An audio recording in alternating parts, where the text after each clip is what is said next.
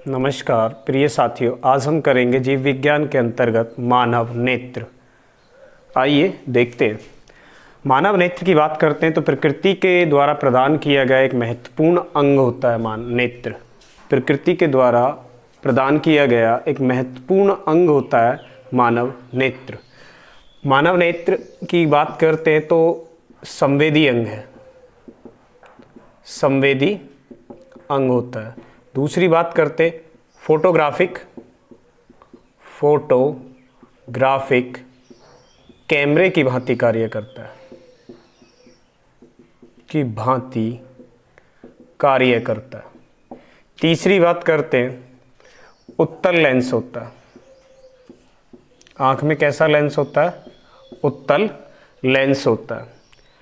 और आँख की रक्षा के लिए उसके चारों ओर एक हड्डी का आवरण पाया जाता है। आँख की सुरक्षा के लिए उसके चारों ओर एक हड्डी का आवरण पाया जाता है, हड्डी का आवरण पाया जाता है। और क्या पाया जाता है? इसके बाद दो ऊपर और नीचे पलक पाए जाते हैं, पलक पाए जाते हैं। आँख के जिस भाग के चारों ओर नेत्र कटोर नहीं होता वहाँ पलक पाए जाते हैं। तो नेत्र कटोर जो एक हड्डी का आवरण होता है आँख की सुरक्षा के लिए, और जहाँ नहीं होता है वहाँ क्या पाए जाते हैं? पलक पाए जाते हैं। और पलक के बाद एक दो पलक दो होते हैं। इसके बाद एक तीसरा पलक भी होता है, तीसरा पलक जिसे हम कहते हैं निमेषक पटल, निमेषक पटल। अब ये अवशेषी अंग है। आँख का कैसा अंग है? ये अवशेषी अंग है। क्वेश्चन पूछा गया है आँख का अवशेषी अंग कहलाता है, तो आँख का अवशेषी अंग क्या कहलाता है? निमेषक पटल कहलाता है। आँख का अवशेषी अंग क्या कहलाता है? निमेषक पटल कहलाता है। चलिए हम आगे बात करते हैं। आँख की निमेषक पटल कहलाता है अवशेषी अंग। इसके बाद हम चलते हैं आँख की बात करते हैं तो आँख में तीन परत पाई जाती है। आँख में तीन परत पाई जाती है, तीन परत होती है आँख के अंदर। पहली परत जिसे हम ये देख रहे हैं बाहरी परत कहलाती है। दूसरी परत ये मध्य परत होती है। और तीसरी परत हमारी ये वाली जो रेटिना वाली होती है, इसे रेटिना या आंतरिक परत भी हम कहते हैं। तो तीन परत होती हैं, तीनों परतों को हम देखेंगे। सबसे पहले हम चलेंगे बाहरी परत, बाहरी या बाह्य परत। बाहरी या बाह्य परत की हम बात करेंगे। चलिए बाह्य परत की या बाहरी परत की हम बात करते हैं तो दो भागों में बटी होती है। बाहरी परत दो भागों में बटी होती है। एक भाग होता है इसका स्क्लेरा, और दूसरा भाग हमारा मिलेगा जो पारदर्शी होता है कॉर्निया, कॉर्निया। तो एक स्क्लेरा जो सफ़ेद भाग होता है वो स्क्लेरा कहलाता है, और जो पारदर्शी, ये पारदर्शी कॉर्निया, पारदर्शी भाग होता है ये कॉर्निया कहलाता है। ठीक है, ये वाला, ये स्क्लेरा, ये इतना पार्ट, और ये वाला जो पार्ट होता है ये क्या है हमारा? ये पार्ट है कॉर्निया। क्या है ये क्या कहलाएगा? कॉर्निया। क्या है ये वाला पार्ट हमारा? कॉर्निया। स्क्लेरा और कॉर्निया। कॉर्निया पारदर्शी होता है। ठीक है, बाह्य परत में अगर हम इस कॉर्निया की बात करें तो ये बाहरी परत का 1/6 भाग होता है। ये जो पार्ट उभरा हुआ है बाहरी परत का 1/6 भाग होता है। बाहरी परत का 1/6 भाग होता है। इससे आगे चलते हैं, नेक्स्ट हम देखेंगे मध्य परत की हम बात करेंगे। अगर हम मध्य परत की बात करते हैं, मध्य परत, तो मध्य परत की हम बात करते हैं तो इसमें उभार पाए जाते हैं, उभार पाए जाते हैं। कुछ छोटे उभार होते हैं, कुछ बड़े, कुछ छोटे उभार पाए जाते हैं और कुछ बड़े उभार पाए जाते हैं। चलिए इसकी बात हम करते हैं। कुछ छोटे छोटे उभार होते हैं जो ये मध्य परत होती है, इसमें छोटे छोटे, और ये वाले जो उभार होते हैं ये बड़े उभार पाए जाते हैं। ये जो उभार होते हैं इसे हम कहते हैं आइरिस।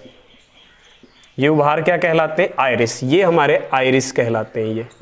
ये क्या कहलाते हैं? आइरिस। ये आइरिस कहलाते हैं। और इन दोनों आइरिसों के बीच में ये पुतली होती है। क्या होती है? पुतली। क्या होती है? आइरिस के बीच में पुतली होती है। और पुतली से पीछे ये क्या होता है? लेंस होता है। क्या होता है? ये लेंस होता है। लेंस के आगे जो द्रव भरा होता है वो जलीय द्रव होता है, और लेंस के जो पीछे द्रव आंख में पाया जाता है उसे हम कांचाभ द्रव कहते हैं। क्या कहते हैं? कांचाभ द्रव कहते हैं। तो आइरिस के बीच में, ये जो आइरिस है इसके बीच में एक रिक्त स्थान पाया जाता है जिसे हम पुतली कहते हैं या आंख का तारा कहते हैं। पुतली या आंख का तारा कहते हैं। चलिए आगे बात करते हैं। तीसरी परत की हम बात करेंगे अभी।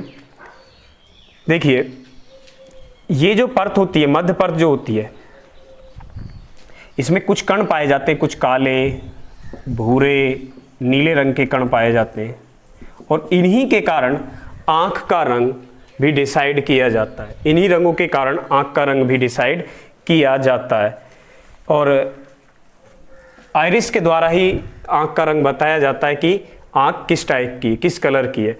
नेक्स्ट बात हम करते हैं तीसरी।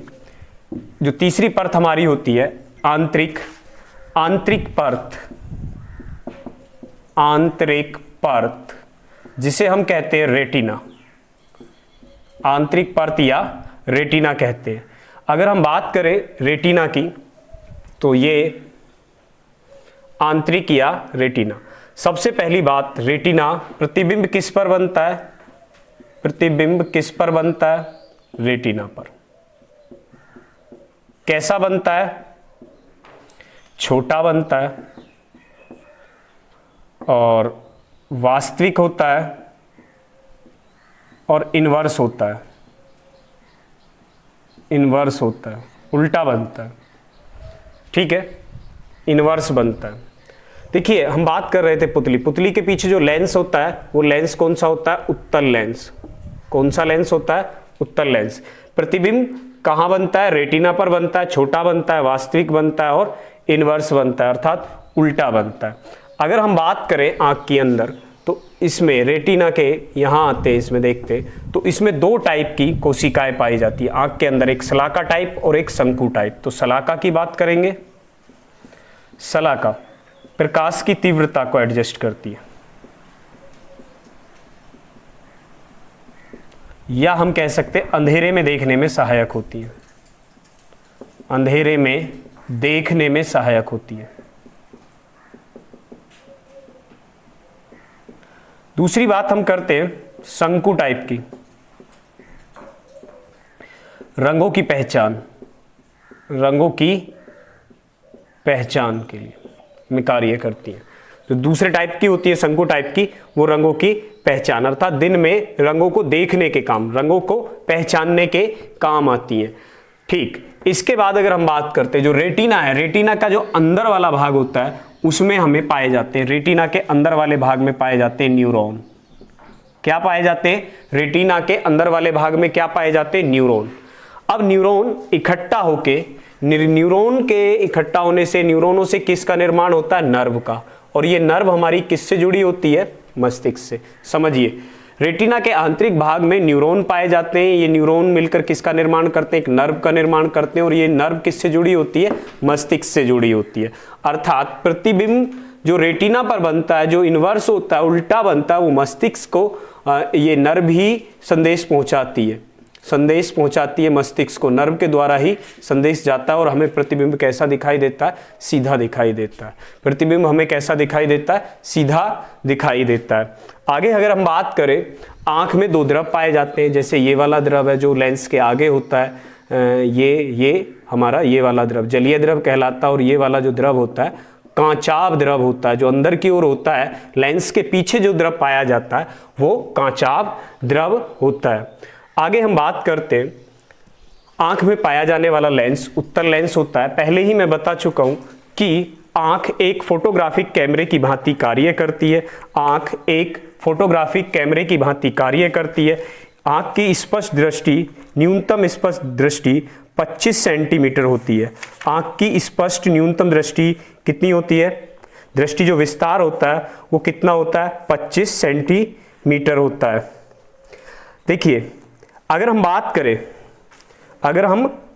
करें कि रेटिना पर जब प्रकाश पड़ता है तो बनने वाला प्रतिबिंब उल्टा और वास्तविक होता है, उल्टा और वास्तविक होता है और छोटा होता है। इस नर्व सिस्टम के द्वारा ही न्यूरॉन्स जो होते हैं, ये न्यूरॉन से नर्व का निर्माण होता है और यही संदेश देती है हमें मस्तिष्क को, जिसके कारण हम प्रतिबिंब को सीधा देख लेते हैं। आगे हम बात करते हैं,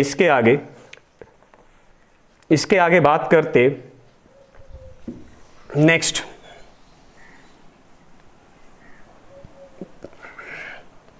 तो प्रतिबिंब कितने समय तक बनता है? 1/10 सेकेंड। आगे हम बात करते हैं आंख में होने वाले कुछ बीमारियों की बात कर लेते हैं, क्योंकि ये रोग आते रहते हैं। तो आंख के कुछ रोगों की बात करते हैं, आंख के रोग। इससे पहले मैं आपको एक चीज और बताना चाहता हूं कि आंख की समंजन क्षमता क्या होती है। एक्मोडेशन पावर ऑफ नेट eye, accommodation power of eye, आंख की समंजन क्षमता क्या होती है। देखिए, किसी व्यक्ति को अगर दूर की वस्तु देखनी है तो उसकी आंखों की जो कोशिकाएं होंगी वो पूरी फैल जाएंगी, और अगर हमें पास की वस्तु देखनी होती है तो आंखों की कोशिकाएं, निकट की वस्तु अगर हम देखते हैं तो आंखों की कोशिकाएं सिकुड़ जाती है। और यही क्या कहलाता है? आंख की जो कोशिकाओं का सिकुड़ना, पुतली की जो कोशिकाएं होती हैं आंख की, वो पूनों का सिकुड़ना और फैलना क्या कहलाता है? समंजन क्षमता कहलाता है। स्पष्ट दृष्टि की न्यूनतम दूरी या दूर दृष्टि की स्पष्ट दूरी कितनी है? 25 सेंटीमीटर होती है। आंख की समंजन क्षमता के बाद हम देखते हैं आंख के रोग। सबसे पहले हम बात करते हैं रतौंधी की। देखिए, रतौंधी की बात करते हैं तो मैंने पहले भी ये बताया है कि रतौंधी में, अगर हम रतौंधी की बात करते हैं तो विटामिन, वैसे तो विटामिन ए की कमी से होता है, विटामिन ए की कमी से होता है। देखिए, जो हमारी सलाका टाइप की जो कोशिकाएं होती हैं उसमें रोडोप्सिन पाया जाता है। वो सलाका टाइप की कोशिकाओं में रोडोप्सिन पाया जाता है, और रोडोप्सिन पाया जाता है जो अंधेरे में देखने में काम आता है। और इस रोडोप्सिन का निर्माण विटामिन ए की सहायता से होता है। विटामिन ए से होता है रोडोप्सिन का निर्माण। परंतु अगर शरीर में, मानव शरीर में विटामिन ए की कमी हो जाए तो सलाकाओं के लिए जो रोडोप्सिन होता है वो नहीं बनता, सलाके के अंदर जो रोडोप्सिन होता है वो नहीं बनता, जिसके कारण आंख में कौन सा रोग हो जाता है? रतौंधी। कौन सा रोग हो जाता है? रतौंधी रोग हो जाता है। दूसरी बात हम करते हैं, नेक्स्ट रोग हम लेते हैं, ये मैं पहले भी विटामिन में करा चुका हूं रतौंधी रोग को। आगे चलते हैं, नेक्स्ट ग्लूकोमा। ग्लूकोमा रोग आंख का ही रोग होता है, ग्लूकोमा हो जाता है। देखिए, ग्लूकोमा रोग होता है तो जब आंख में जो द्रव होता है वो बढ़ जाता है, तो उसके बढ़ने से रेटिना पे दाब पड़ता है, रेटिना पर दाब पड़ता है। यहाँ इस टाइप से रेटिना पर दाब पड़ता है, और रेटिना क्या होता है? धीरे धीरे पानी, ये द्रव के बढ़ने से रेटिना पर दाब पड़ता है और रेटिना क्षतिग्रस्त होता चला जाता है। और क्षतिग्रस्त होने के कारण रेटिना के क्षतिग्रस्त, देखिए ये द्रव का दाब अंदर की तरफ को पड़ता है, रेटिना क्षतिग्रस्त होगा। द्रव का दाब बढ़ेगा तो ये ऐसे दाब रेटिना पर पड़ता है, जिसके कारण रेटिना क्षतिग्रस्त होता है, और रेटिना के क्षतिग्रस्त होने से क्या हो जाता है? अंधापन आ जाता है। इसे ही हम क्या कहते हैं? ग्लूकोमा। क्या कहते हैं हम? ग्लूकोमा रोग कहते हैं। देखिए, अगर हाई बीपी है तो जलीय द्रव बढ़ेगा, तो कांचाभ द्रव, ये जो कांचाभ द्रव है ये अंदर की तरफ प्रेशर लगाएगा रेटिना पर, जिससे रेटिना क्षतिग्रस्त होगा। रेटिना अगर क्षतिग्रस्त होगा तो इमेज नहीं बन पाती है, और क्या होगा? अंधापन। एक बार फिर समझ लीजिए, जलीय द्रव की मात्रा बढ़ी, ये अंदर को प्रेशर करेगा, और इससे क्या होगा? कांचाभ द्रव भी अंदर को इस टाइप से प्रेशर करता है, जिससे अधिक दाब हो जाता है रेटिना पर, रेटिना क्षतिग्रस्त होता है, अर्थात रेटिना पर प्रतिबिंब नहीं बन पाता सही तरीके से, और हमें क्या? वस्तुएं नहीं दिखाई देती, अर्थात अंधेपन का रोग हो जाता है। और इस रोग को हम क्या कहते हैं? ग्लूकोमा। क्या कहते हैं? ग्लूकोमा। तो अगर हम देखें, ग्लूकोमा रोग से बचना है तो वीपी को भी कंट्रोल में करना चाहिए। वीपी जो हमारा होता है, ब्लड प्रेशर को नियंत्रण में रखना चाहिए। आगे हम बात करते, देखिए आंख में और होने वाले रोग होता है, एक निकट दृष्टि दोष होता है, निकट, एक होता है दूर दृष्टि दोष। निकट दृष्टि और दूर दृष्टि दोष। निकट दृष्टि दोष और दूर दृष्टि दोष की बात हम करते हैं। सबसे पहले मैंने बताया है प्रतिबिंब जो बनता है रेटिना पर बनता है। प्रतिबिंब कहाँ बनता है? रेटिना पर बनता है। अब रेटिना पर प्रतिबिंब बनता है, तो रेटिना पर प्रतिबिंब बनता है इस टाइप से, जो ये, अगर ये क्या है? रेटिना, तो रेटिना पर प्रतिबिंब बनता है। तो आंख में होने वाले दो रोग होते हैं, निकट दृष्टि दोष और दूर दृष्टि दोष। तो देखिए ऐसा होता है, निकट दृष्टि दोष की अगर हम बात करते हैं तो निकट की वस्तुएं हमें साफ दिखाई देती हैं। निकट दृष्टि दोष में निकट की वस्तुएं हमें साफ दिखाई देती हैं, जबकि दूर की वस्तुएं हमें साफ दिखाई नहीं देती हैं। ऐसे ही दूर दृष्टि दोष की अगर हम बात करते हैं, दूर दृष्टि दोष की अगर हम बात करते हैं तो दूर की वस्तुएं हमें साफ दिखाई देती हैं, जबकि दूर की वस्तुएं हमें साफ दिखाई देती हैं, जबकि पास की निकट की वस्तुएं साफ नहीं दिखाई देती। एक बात तो हमें दोनों में ये समझनी है कि निकट दृष्टि दोष अगर है तो निकट की वस्तुएं साफ दिखाई देंगी, दूर की वस्तुएं इसमें साफ दिखाई देंगी। अर्थात इसमें दूर की वस्तुएं नहीं दिखाई देती और इसमें निकट की वस्तुएं हमें साफ नहीं दिखाई देती हैं। अर्थात निकट दृष्टि दोष में निकट की वस्तुएं तो दिखाई देती है पर दूर की नहीं, दूर दृष्टि दोष में दूर की वस्तुएं तो दिखाई देती है पर निकट की वस्तुओं में धुंधलापन आ जाता है। पहली बात। दूसरी बात अगर हम करते हैं, इसके बाद अगर हम बात करते हैं तो एक बात होती है कि निकट दृष्टि दोष को दूर करने के लिए अवतल लेंस का और दूर दृष्टि दोष उत्तल लेंस,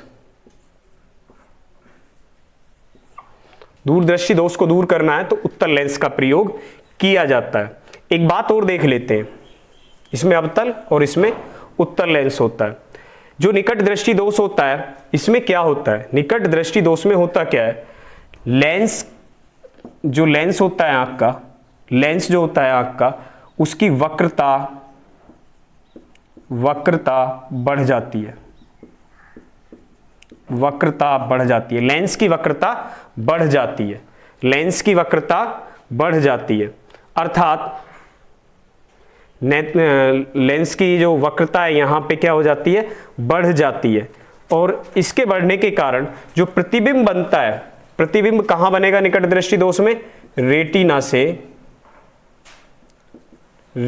से पहले बन जाता है, रेटिना से पहले बन जाता है, रेटिना से पहले बन जाता है। आगे हम बात करते हैं ऐसे ही दूर दृष्टि दोष की। इसमें लेंस की वक्रता क्या हो जाती है? इस वाले में लेंस की वक्रता क्या होगी? कम हो जाएगी, कम हो जाती है। दूर दृष्टि दोष में लेंस की वक्रता क्या हो जाती है? कम हो जाती है, कम हो जाती है, फोकस दूरी बढ़ जाती है। प्रतिबिंब कहां बनेगा? इसमें प्रतिबिंब कहां बनेगा? रेटिना के पीछे बनता है, मतलब रेटिना के पीछे बनता है। कहां बनता है प्रतिबिंब? रेटिना के पीछे बनता है। तो देखिए यहां हम कुछ बातें, जो क्वेश्चंस निकट दृष्टि दोष से पूछे जाते हैं, निकट दृष्टि दोष में निकट की वस्तुएं दिखाई देती हैं, दूर की वस्तुएं धुंधली दिखाई देती हैं। इसे दूर करने के लिए अवतल लेंस का प्रयोग किया जाता है। इसमें लेंस की वक्रता त्रिज्या बढ़ जाती है और प्रतिबिंब रेटिना से पहले बनता है। इसमें लेंस की तरह वक्रता त्रिज्या घट जाती है, कम हो जाती है और प्रतिबिंब जो बनता है हमारा रेटिना के पीछे बनता है, रेटिना के पीछे बनता है। आगे हम बात करते हैं नेक्स्ट, इससे आगे चलते हैं और इससे आगे हम बात करेंगे नेक्स्ट, कुछ और चीजें हम देखेंगे। जैसे हम बात करते हैं अभी मुर्गे की आंख की,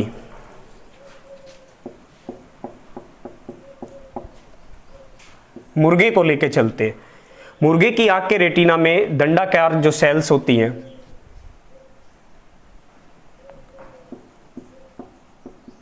मुर्गे की आंख की बात करते हैं, आंख में दंडाकार सेल कम होती है। अर्थात सलाका टाइप की सेल्स कैसी होती हैं? कम होती हैं।